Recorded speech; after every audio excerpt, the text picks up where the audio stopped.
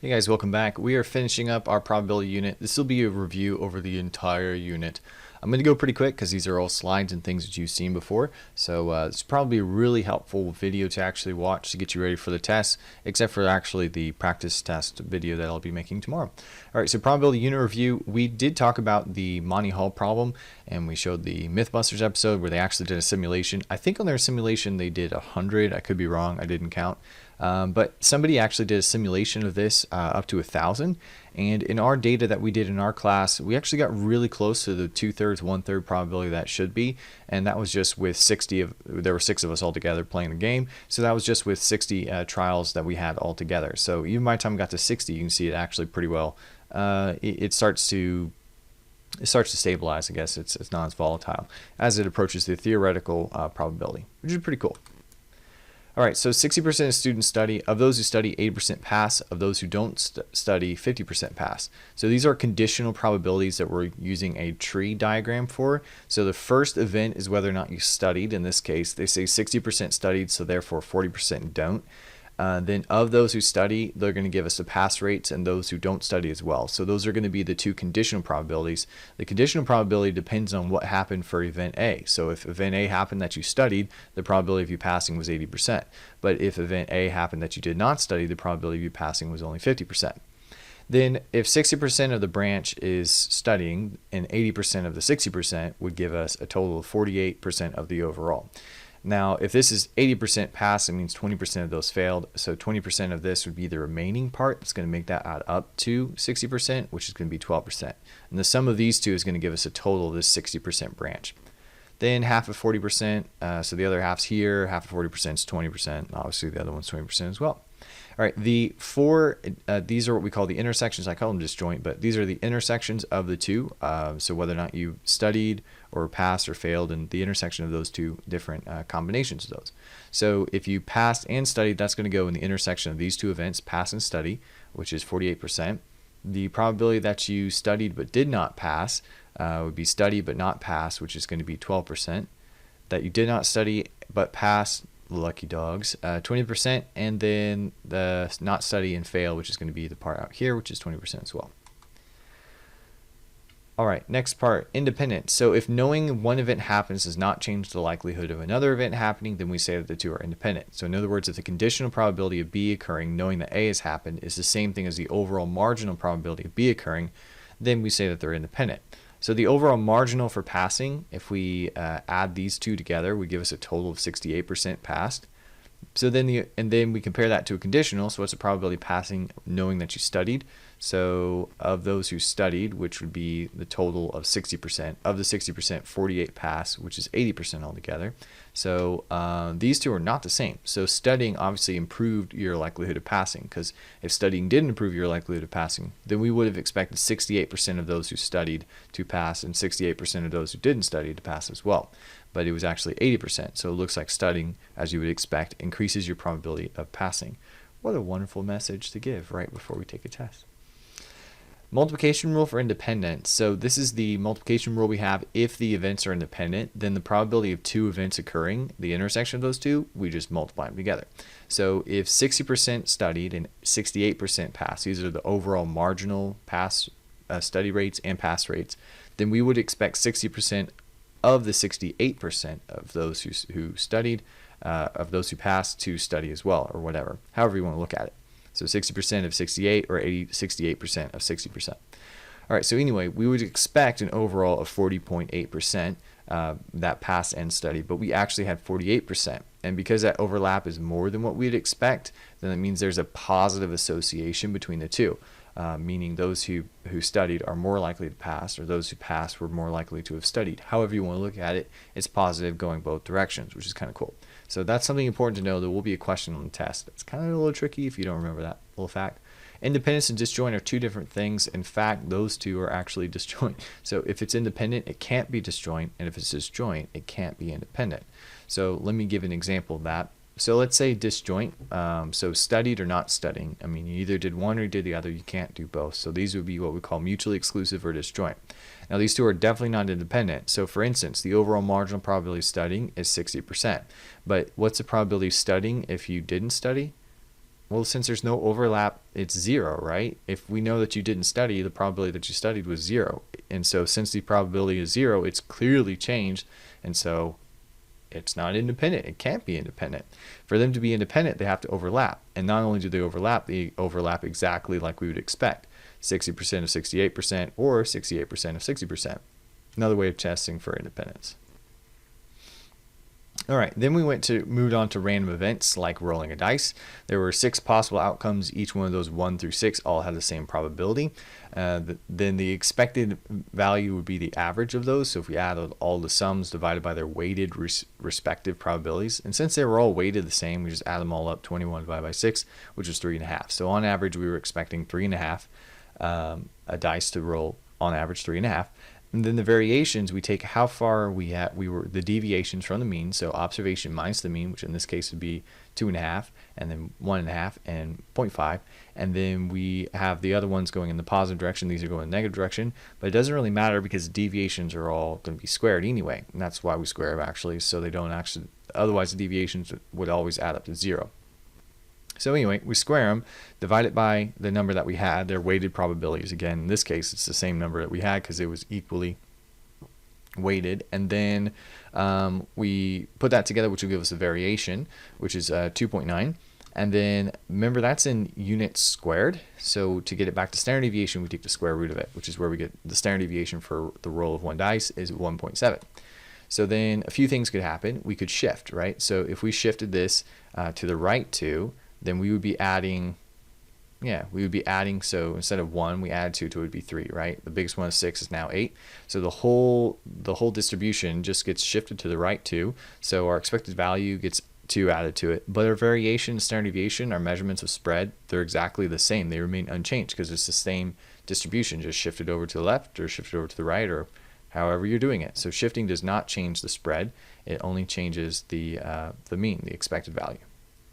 All right, so basically the expected value is added or subtracted by whatever our constant was or whatever we're shifting by, but the variation remains the same, so therefore standard deviation remains the same as well. But when we're scaling, like if I take a dice and I roll it and I double whatever points that it gives me, then my outcomes are going to be doubled as well from 2 all the way to 12, and they're all going to be still equally as likely as well. And so the expected value gets doubled by whatever our scale factor was, or cut in half, whatever it is. Standard deviation is going to have the same effect. That's going to be twice the spread, right? But then the variation, because those deviations are being doubled, the variation is going to be doubled and then squared. So it's going to be the constant that you're multiplying by squared, right? Whether it's a fraction or 2 or 3 or whatever you're doing, it doesn't matter. It's going to be squared when we're doing the variation. And we saw that here. We doubled 7 or 3.5, which became 7. The variation is going to be multiplied by 4 in this case, and then the standard deviation was just doubled. All right, but when we add two random variables, like one dice and another dice, well, on average, we would expect both of them to be 3.5, right? So when we add them together, that's going to be 7.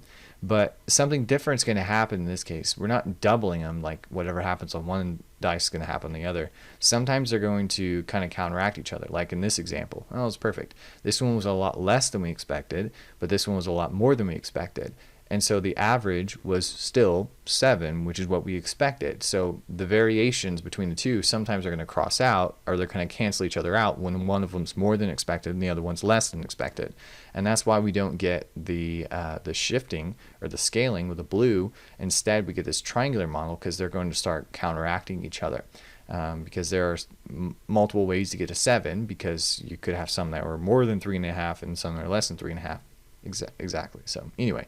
It's kind of cool. It's kind of cool. So what ends up happening is their variations add together. Their standard deviations do the Pythagorean theorem thing. So that's where we get to the Pythagorean theorem of statistics, which is important to know. When we have independent events, which is like our condition of having a right triangle, then the variations add, or the standard deviations are doing the Pythagorean theorem. So it's 1.7 squared for the standard deviation for one dice roll, plus the variation of another dice roll, which would be 1.7 squared, and then we take the square root of it at the end to get it back to the original standard deviation unit. So anyway, just remember it's the Pythagorean theorem of statistics when we're adding multiple, adding or subtracting independent events. Then we got to Bernoulli trials, right? And two models that we deployed with the Bernoulli trial. And then the third one, I guess you could say, is a normal model, which we are able to use. We can approximate a binomial with a normal model when we expect at least 10 successes and 10 failures. So the geometric answers the question, how many until our first success? How many are we expecting until our first success? But it's always skewed to the right, so we never use a normal model with it. The binomial distribution is out of a certain number, like out of 5 trials, or yeah, out of 5, how many successes were we expecting? Like for LeBron here, these are the data that we use when we simulated those, which is kind of cool. So Bernoulli trials have 2 possible outcomes, success and failure, and the probabilities must remain constant, which means that they're independent. So whatever happens with one is independent of the next one, just like rolling a dice. The geometric model tells us how long till our first success. The PDF gives us the individual functions. Then the CDF will add all of those. So the probability of first success was on the third one. Then we had 2 failures before it. So that's what the calculator is doing when it puts it in there. But anyway, that would be 0.128. The CDF would give you the probability that we had our first success within the first 3, which would give you the probability it happened on the first one, which is 0.2, the second one, which is 0.16, or the third one, which is 0.128. And adding all 3 of those together, the calculator will give you 48.8. Then with the binomial, if you notice both of these have, this is out of a certain number of trials, out of 10 or out of 100. Probability of success is 0.1, so we're expecting 1 here, expecting 10 here. We notice that it starts out with small samples, it's going to be skewed, unless, of course, unless the probability is 50-50, right? So anyway, with small samples, it's going to be skewed because you can't have less than 0 successes that you're expecting. And so all those that would be on the other side, you know, all that stuff there gets cut off and kind of just cut off by a hard left bound of 0, and then ends up getting accumulated in the 0 column. So, but it could go, we could have more than 1 more than expected. We could have 3 and then all that good stuff. All right, so the real question we have is, when do we have a large enough sample that for a certain probability we're able to use a normal model, even though it's going to be still slightly skewed because it's still more likely to have 9 instead of 11 successes out of 100 because the probability is less than 50%. Anyway, so the question to answer that is whenever we have our mean is more than 3 standard deviations away, meaning it's going to have 3 standard deviations unobstructed. So we would expect from the empirical model 99.7% of all of our data to not be obstructed by a hard left bound of 0 or a hard right bound of n. So remember, if we plugged in those values, squared it, simplified, the biggest Q could be is 1, or probability of failure is 1 or 0.999, however you want to think of it. Then we basically got a general rule that's easy to remember, is that when the expected number of successes is greater than 10 and the expected number of successes is greater than failures is greater than 10 as well, then it'll be at least guaranteed, at least worst case scenario, 3 standard deviations away from the hard left bound of 0 and the hard right bound of n. All right, so whenever we flipped 100 coins, we were expecting 100 times fair coin would be 50%, which would be 50. So on average, we're expecting 50 heads or 50 tails, however you want to think of it, out of 100. Then to find the standard deviation, basically n times p, which is the same 50 we did over here, times q, which is half of that, is 25. The square root of 25 is 5. So we'd have a standard deviation here of 5. So this is actually our sampling distribution model, which we'll get into on our next unit, which is kind of cool. And then we say that any samples that are more than 2 standard deviations away from the mean would be what we consider unusual. So the top 2.5 percentile and the lower 2.5 percentile, also known as the top 90, or being in the 97.5 percentile, because that percentiles always go from the left. All right, so anyway, that could be approximated with the normal model. We were expecting at least 10 successes and 10 failures, so we don't have to use a binomial distribution for our 100 coin flips. So if we have anything less than 40 heads out of 100 or anything more than 60 heads out of 100, both of those would be equally as unusual. All right, so 14 minutes to review the entire unit. That was pretty stinking fast. Let's go ahead and get started with I'll do the even problems with you. The odd problems are in the back of the book. This, I think, might be the unit review. So if you look on the page number on the top, it'll tell you what page that these problems are found on. Because if it's a unit review, it's in a different section on the answers in the back of the book. So just a heads up. Number 2, workers. A company's HR officer reports a breakdown of employees by job type and sex shown in the table. What's the probability that the worker selected at random is female? All right, so the first thing I want to do is actually fill in the marginal distribution here. So the total managers we had was 13. We had 20 supervisors. Add those together, we get 117 people who work in production. And then the males were, I think, 60. The females were 90. And then the total together, well, if you add 60 and 90, it's going to be 150, right? Okay, so what was the total number that were female? So if we look at the marginal, that's going to be 90. So 90 out of everyone, which would be out of 150. So that's going to be a percentage of 60% of all the employees were female. And then what's the probability it's female or production worker? Well, female is 90, production worker was 117, but those are not disjoint events, right? 72% were female production workers, so we have to subtract the overlap, otherwise it gets counted twice, right? And if you don't, if you add those two together, you're going to get 207, which is more than 150, so clearly you did something wrong, right? So add those together, subtract the overlap, and then divide it by 150, and that'll give you 90%. So 90% were either female or production workers, meaning only 10% were male supervisors and management, which is actually going to be this part right here, which is 15 out of 150, yeah, which is 10%. Kind of cool. Almost easier to solve that with a complement, isn't it? All right, female, if the person works in production, so what's the probability that they're female given that they work in production? So of all the people who work in production, which is out of the 117, I should have color coded that right. My bad. So there, now I feel better. I hope that one's right. All right, so of the people who work in production, which is 117, what's the probability that they're female? So that would be 72 out of the 117. All right, I did do that right. Okay, so that's going to be 61.5. Let me double check and make sure that I at least put that in the calculator right. Okay, I did. I'm fine. So basically 62%. If you're a production worker, what's the probability you are a production worker if you're female? So probability production given female. So of all the females, which is 90, 72 were production workers, so 72 out of 90, which is 80%. Now these two probabilities don't have to be the same. So that's not how we compare to see if they're independent. These are just reverse conditions, and I'm just trying to make sure you know how to do conditional probability. So if I want to check to see if they're independent, I want to compare one of the conditional probabilities to the overall marginal for it. So for instance, the probability you're female given that you work in production, we want to compare that to the overall probability of being female, which is 60%. Now those two are really, really stinking close, and that's what I did here. But they're not exactly equal, so technically they're not independent. Now you can say that there is very slight evidence of an association between the two. I wouldn't say there was strong or moderate evidence of an association in this case. And in fact, the difference, but what ended up happening is that if you worked in production, you were more likely to be female. So there are more females in production than we would expect. But it's actually, if you change the numbers a little bit, it's actually a difference of only 2 more than we expected, which very easily could have just be from random sampling variation. So it's not like there's really strong evidence of an association, but yes, still technically they're not independent. We also could compare the probability, because we did another conditional probability, so we could compare the overall probability that you worked in production, which is 117 out of 150, which is 78%. Now if we compare that to the overall probability that you work to the probability of working in production given female, which is 80%. So again, those two are off by 2%. They're not exactly the same. So technically they're not independent, even though there's only slight evidence of an association.